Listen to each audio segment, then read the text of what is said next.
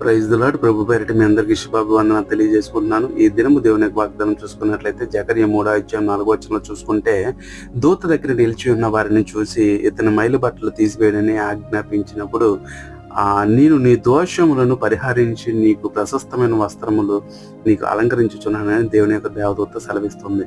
అయితే ఇది ఆ సందర్భం అతనికే కాదు, ఆ యొక్క యేషువ అనే భక్తుడికే కాదు, ఈ రోజు నీకు నాకు కూడా ఈ వచనాలు మనకు వర్తిస్తాయి.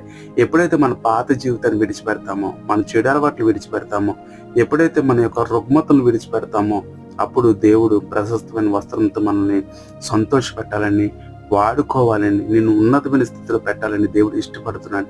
కాబట్టి పాత రోత జీవితాన్ని విడిచిపెట్టగలిగితే, నీ మైలితనాన్ని విడిచిపెట్టగలిగితే, దేవుడు నిన్ను ప్రశస్త వస్త్రంతో నిన్ను తృప్తిపరచబోతున్నాడు.